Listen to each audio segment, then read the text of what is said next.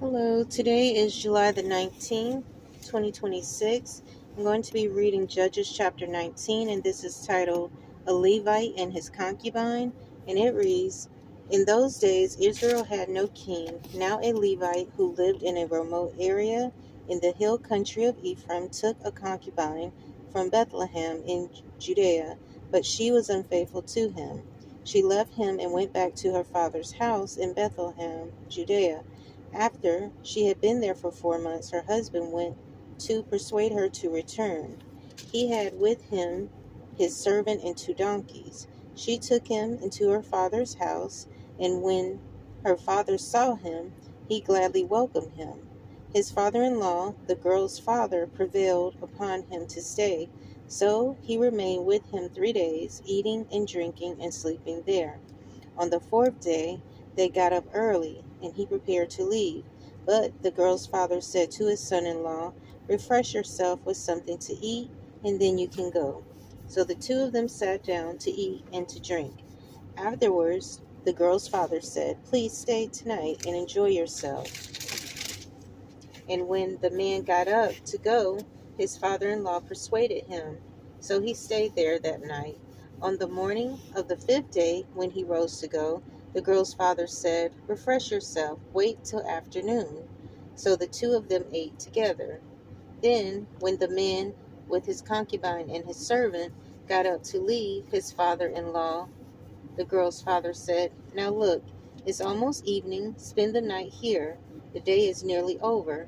Stay and enjoy yourself. Early tomorrow morning you can get up and be on your way home. But unwilling to stay another night, the man left and went toward Jebus, that is Jerusalem, with his 2 saddled donkeys and his concubine. When they were near Jebus, and the day was almost gone, the servant said to his master, Come, let's stop at the city of the Jebusites and spend the night. His master replied, No, we won't go into an alien city whose people are not Israelites. We will go on to Gibeah. He added, Come, let's try to reach Gibeah and Ramah and spend the night in one of those places. So they went on, and the sun set as they neared Gibeah in Benjamin. There they stopped to spend the night. They went and sat in the city square, but no one took them into his home for the night. That evening, an old man from the hill country of Ephraim, who was living in Gibeah, the men of the place were Benjamites, came in from his work in the fields. When he looked and saw the traveler in the city square, the old man asked, Where are you going? Where did you come from? He asked, We are on our way from Bethlehem in Judea to a remote area in the hill country of Ephraim, where I live. I have been to Bethlehem in Judea, and now I am going to the house of the Lord. No one has taken me into his house.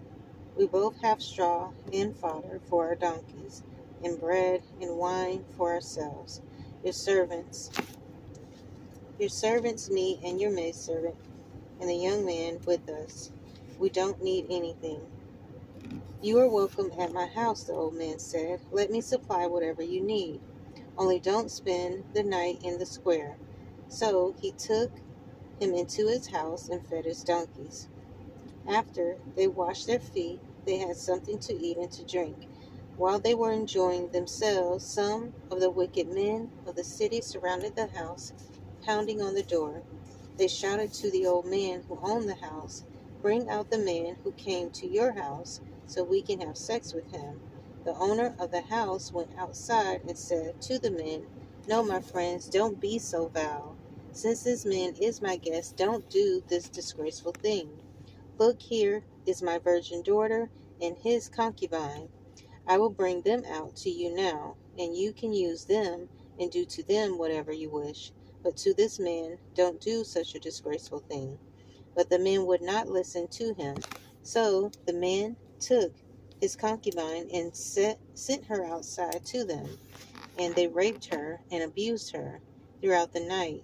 And at dawn they let her go. At daybreak, the woman went back to the house where her master was staying, fell down at the door, and lay there until the daylight.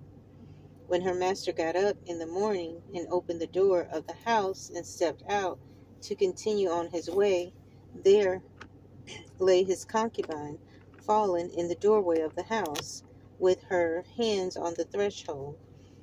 He said to her, "Get up, let's go." But there was no answer. Then the man put her on his donkey and set out for home.